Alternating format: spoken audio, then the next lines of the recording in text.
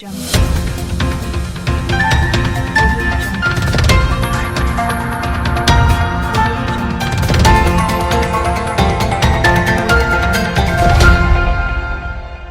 Jungle.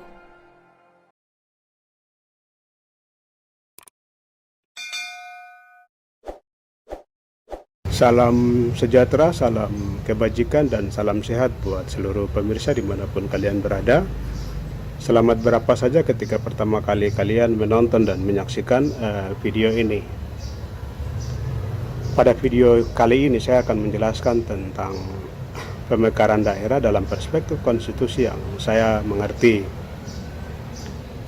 Jadi ketika kita bicara tentang konstitusi, itu konstitusi dibagi menjadi dua, konstitusi yang bersifat tertulis dan yang bersifat tidak tertulis.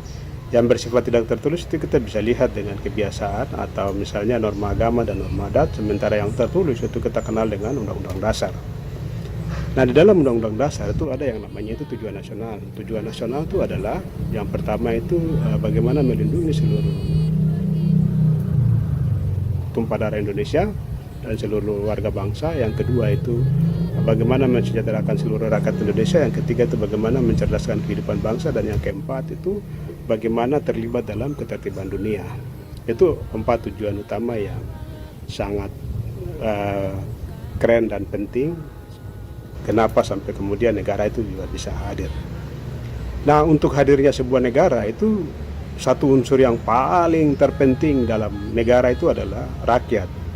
Jadi kalau tidak ada rakyat, sampai kapanpun sebuah negara itu tidak akan pernah ada. Walaupun misalnya unsur lain itu misalnya adanya pemerintahan ataupun adanya wilayah atau adanya pengakuan internasional. Tapi kembali lagi ketika tidak ada rakyat, maka negara itu sampai dunia kiamat juga tidak akan pernah ada. Karena itu, dengan dasar itu kemudian rakyat itu menjadi target daripada pembangunan nasional. Yang berikut itu selain rakyat itu menjadi target dari pembangunan nasional, itu rakyat juga itu memiliki kedaulatan. Karenanya misalnya di Undang-Undang Dasar itu di pasal 1 misalnya ayat 2 itu dijelaskan bahwa kedaulatan itu berada di tangan rakyat. Untuk mewujudkan tujuan nasional yang targetnya itu adalah rakyat, maka harus ada yang namanya itu pelaksana.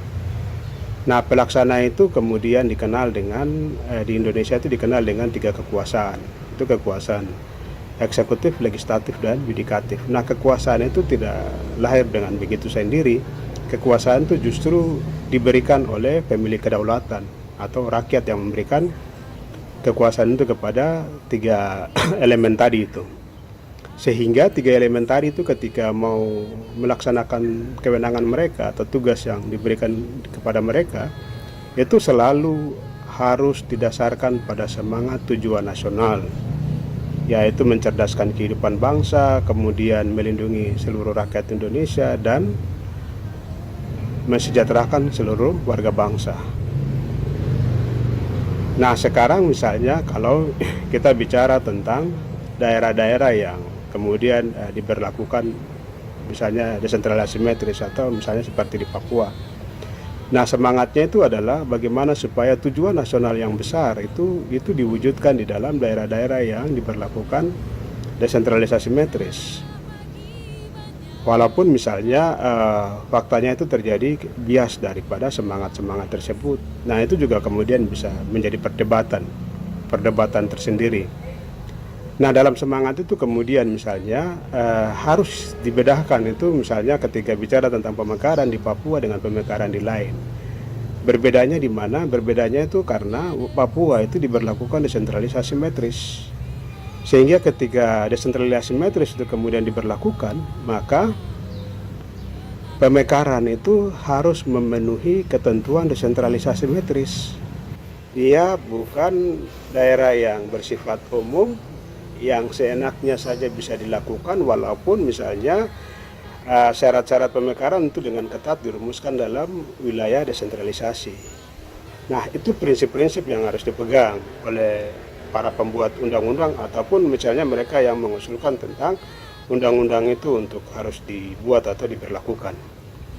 Nah, yang berikut itu misalnya karena Papua itu dikenal dengan wilayah desentralisasi simetris, itu maka harus dipertegas dengan prinsip-prinsip. Yang pertama itu satu itu misalnya prinsip negara hukum. Yang kedua itu prinsip kedaulatan rakyat. Kemudian yang ketiga itu misalnya prinsip desentralisasi metris, yang misalnya kita juga bisa lihat di pasal 18 B di itu Undang-Undang Dasar. Misalnya menjelaskan bahwa negara mengakui satuan-satuan wilayah yang khusus dan kemudian wilayah-wilayah yang ada hukum adatnya misalnya. Nah, dalam semangat itu kemudian ketika kita bicara tentang rakyat pemegang kedaulatan, itu kalau diturun dalam wilayah desentralisasi metris, maka kedaulatan itu adanya di wilayah yang diberlakukan desentralisasi metris. Jadi ketika satu produk hukum baru yang mau dilahirkan dari wilayah desentralisasi metris, itu harus dimintai pendapat dari rakyat yang berada di wilayah desentralisasi asimetris tersebut. Nah, supaya tidak menyimpang jauh, itu kemudian itu batasannya itu diberikan melalui undang-undang, misalnya Undang-Undang Nomor 12 tahun 2011. Jadi kalau kita mau melahirkan satu undang-undang baru, maka syarat dan ketentuan-ketentuan seperti begini itu kemudian dijelaskan di situ. Misalnya kita ambil saja pasal di pasal 96 itu soal partisipasi publik. Atau misalnya kita bisa lihat di pentingnya naskah akademik misalnya. Nah, ini kan dua hal yang paling ketat sekali. Jadi naskah akademik itu juga bukan naskah akademik sulam tanpa sulam begitu, atau naskah akademik yang hanya dibikin berdasarkan kepentingan dari kaum-kaum tertentu atau kepentingan-kepentingan tertentu hanya untuk memenuhi syarat-syarat formil begitu. Padahal hal yang substansial itu adalah misalnya bicara tentang ini adanya masyarakat adat. Ini adalah misalnya wilayah-wilayah kepemilikan wilayah adat. Ini misalnya kita bisa bicara tentang semangat dari kebinekaan itu bagaimana merawat masyarakat-masyarakat yang berdampak langsung terhadap aspek hak asasi manusia dan justru berpotensi itu terjadi genosida misalnya. Nah, bagaimana cara merawat mereka misalnya. Jadi itu satu kesatuan yang mestinya ketika bicara tentang naskah akademik itu juga harus dirampung dengan baik dan sangat ketat. Atau misalnya contoh misalnya kalau kita bicara tentang semangat penyelesaian problematika. Jadi dalam semangat penyelesaian problematika itu harus dilihat bahwa baik itu produk hukum berupa desentralisasi metris atau misalnya produk hukum berupa undang-undang pemekaran, itu harus dilihat dalam semangat bagaimana menyelesaikan problematika. Jadi bukan menambah masalah, karena menambah masalah itu sama dengan kejahatan terhadap konstitusional karena bertentangan dengan tujuan nasional begitu, tujuan negara. Nah, mestinya itu ketika produk hukum baru yang mau dibikin oleh misalnya lembaga parlemen misalnya, itu mereka harus sangat ketat memperhatikan dan mempertimbangkan hal-hal seperti begitu.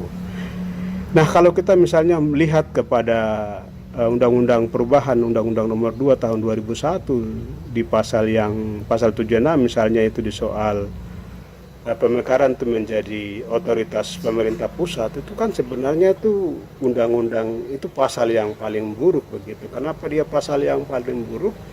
Karena desentralisasi asimetris itu tidak mewajibkan diberlakukannya sentralisasi begitu. Nah, ketika itu ditarik ke pusat itu kan sentralisasi.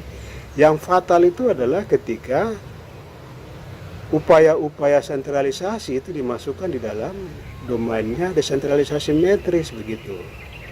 Nah, ini kan logika yang sudah kacau, parah dan rusak yang kemudian itu berusaha didorong begitu, dan itu cerminan yang sangat buruk. Nah, sekarang misalnya kita bicara tentang daerah otonomi baru. Nah, daerah otonomi baru kalau rakyat misalnya tolak sebuah produk undang-undang, itu mestinya itu undang-undang itu harus dibekukan. Karena rakyat itu pemegang kedaulatan begitu. Jadi kalau rakyat tolak sebuah undang-undang, undang-undang itu harus dibekukan. Nah, soal terus bagaimana undang-undang itu bisa dilahirkan? Undang-undang itu hanya bisa dilahirkan ketika DPR atau pemerintah meyakinkan rakyat bahwa ini loh manfaatnya. undang-undang ini diberlakukan seperti begini loh.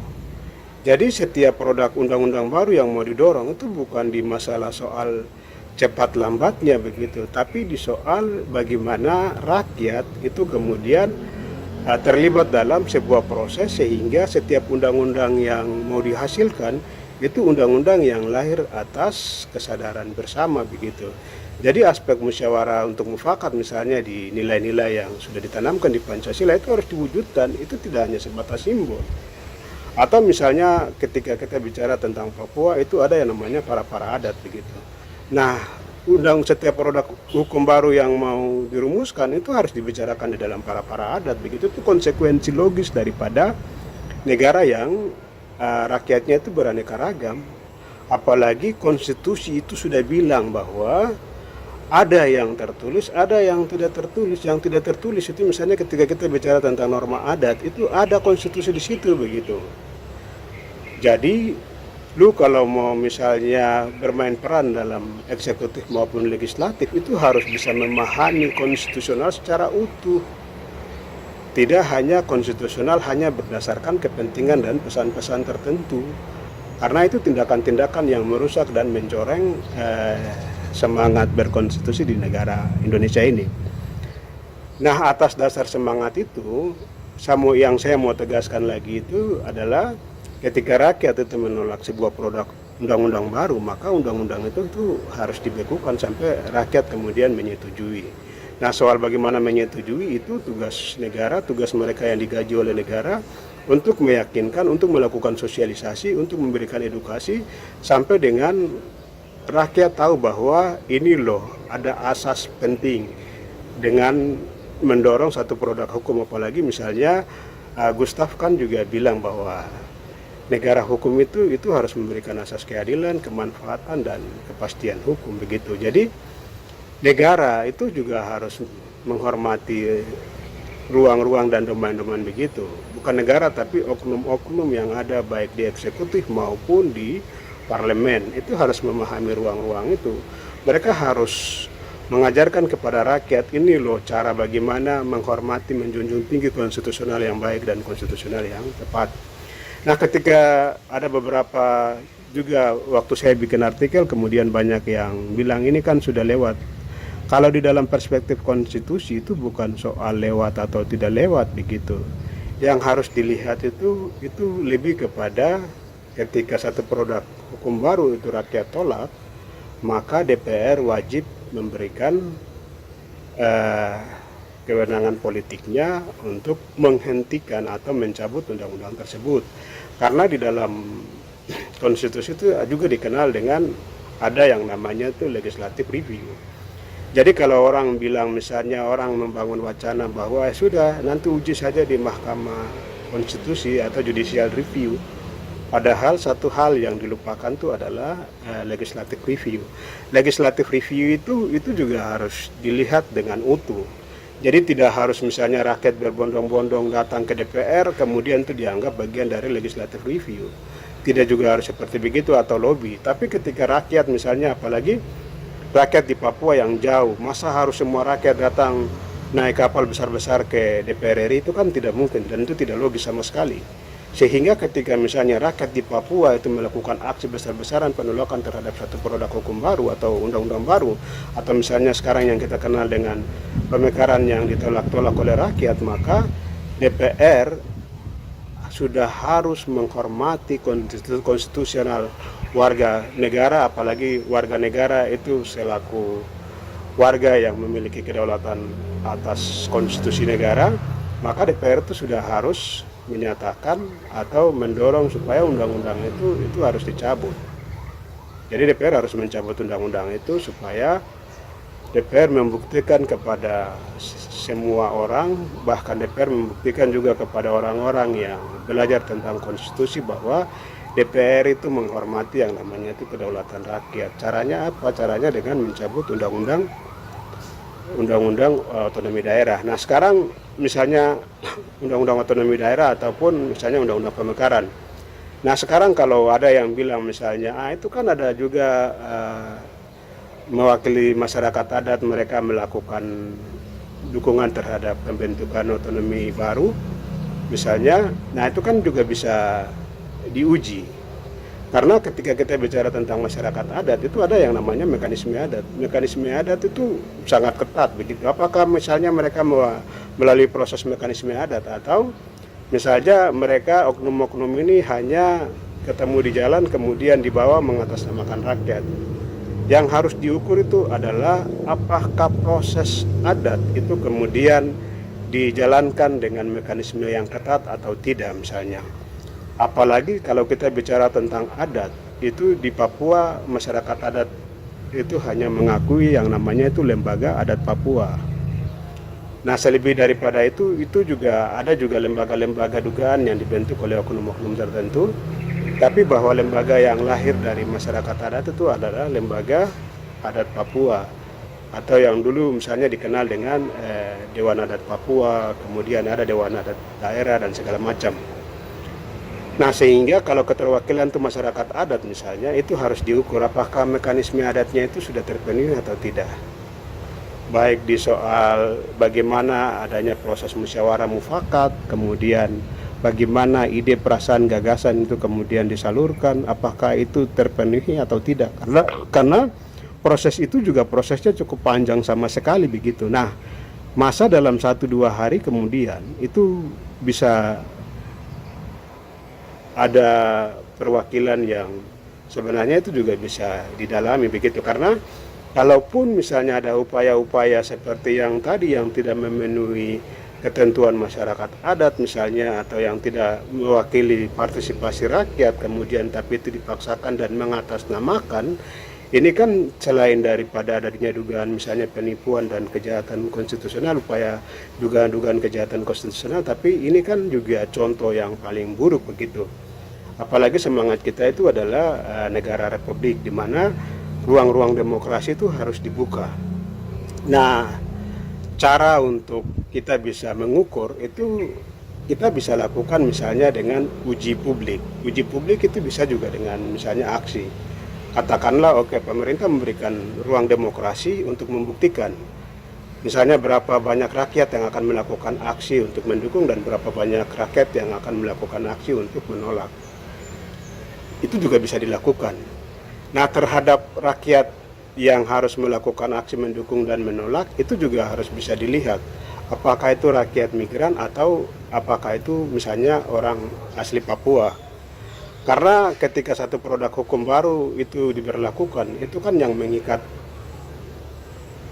daerah itu tidak hanya wilayah tapi juga seluruh orang di situ. Nah, sehingga misalnya ada yang namanya itu istilah insidensial. Jadi ketika proses insidensial itu misalnya terjadi, itu yang sudah dipastikan akan bertahan hidup dan tinggal di situ itu adalah penduduk-penduduk asli misalnya. Sementara kaum migran itu akan mereka berpindah-pindah. Nah, bagaimana mereka menentukan sementara status mereka itu misalnya berpindah-pindah, tapi mereka menentukan hak kehidupan orang asli di situ, itu kan juga sangat kontras kalau dalam semangat desentralisasi simetris. Sehingga ruang dalam desentralisasi simetris itu sebenarnya ketika mendorong satu kepastian hukum itu yang harus dikedepankan adalah penduduk-penduduk asli yang sudah dipastikan bahwa mereka itulah yang akan menerima dampak dan ataupun manfaat daripada proses seperti begitu. Atau misalnya katakanlah saya atau oknum orang Papua dimanapun misalnya ya, karena mereka lama tinggal di Jogja misalnya, mereka tidak akan bisa disebut sebagai orang Jogja, tapi mereka akan disebut sebagai orang Papua yang tinggal sekian puluh tahun di Jogja. Nah, ketika misalnya desentralisasi simetris yang mau dilakukan di Jogja, itu juga orang-orang Papua yang tinggal di Jogja juga tidak bisa mengatasnamakan misalnya warga Jogja itu untuk menentukan masa depan dan upaya-upaya proteksi atau semangat desentralisasi yang akan berdampak langsung terhadap penduduk orang Jogja begitu. Nah, hal yang sama itu juga logikanya itu di Papua. Jadi ruang bagi penduduk asli Papua itu harus diberi ruang yang sangat ekstra dalam semangat demokrasi, kemudian aspirasi dan suara-suara mereka itu juga harus didengar. Karena itulah kemudian supaya tidak menyimpang misalnya, agar kekuasaan itu tidak ditabrak sana, ditabrak sini, atau dilakukan hanya berdasarkan kepentingan kelompok-kelompok tertentu, itu sebenarnya di Undang-Undang Nomor 12 Tahun 2011 itu juga sudah berikan ruang-ruang begitu. Tidak hanya di situ, sebenarnya konstitusi kita juga itu memberikan syarat-syarat yang ketat. Nah, atas semangat begitu, maka yang saya mau tegaskan bahwa ketika rakyat menolak satu produk hukum baru, misalnya rakyat tolak pemekaran, maka DPR itu harus mencabut undang-undang tersebut, karena untuk mencabut sebuah produk hukum atau mencabut sebuah undang-undang itu hanya bisa dilakukan oleh mereka yang membuat undang-undang itu sendiri. Jadi DPR diharapkan itu juga harus mendengar aspirasi-aspirasi rakyat, sehingga legislative review itu juga harus dilaksanakan oleh lembaga DPR. Sekali lagi, kita bisa uji dengan membuka ruang demokrasi. Berapa banyak rakyat yang tolak dan berapa banyak rakyat yang terima. Dan sekali lagi, kalau ketika rakyat misalnya itu sudah menolak, apalagi misalnya sekarang rakyat masih melakukan aksi-aksi tentang penolakan itu, akan baiknya kalau DPR menyatakan undang-undang tersebut dicabut. Jadi baik DPR maupun pemerintah itu harus diharapkan itu harus mengajarkan tentang bagaimana mentaati atau menghormati, menjunjung tinggi itu konstitusional di negara ini. DPR dan pemerintah atau siapapun itu juga diharapkan untuk menghormati yang namanya itu kedaulatan rakyat. Jadi ketika kita bersepakat untuk bagaimana membangun negara, itu kita juga bersepakat untuk mentaati konstitusi, kita juga bersepakat untuk menghormati hukum, kita juga bersepakat untuk menempatkan kedaulatan rakyat itu di tempat yang sakral, di tempat yang tinggi. Dan ketika rakyat di satu wilayah yang diperlakukan desentralisasi metris itu misalnya menolak produk-produk hukum baru, apalagi produk hukum baru itu mengikat mereka, maka sudah tentu semua elemen harus bersuara, semua elemen harus menghormati kedaulatan rakyat tersebut, dan semua elemen harus menjunjung tinggi aspek hak asasi manusia supaya rakyat itu benar-benar bisa terproteksi. Karena setiap undang-undang atau setiap produk hukum baru yang mau didorong itu kan harus mewujudkan tujuan nasional.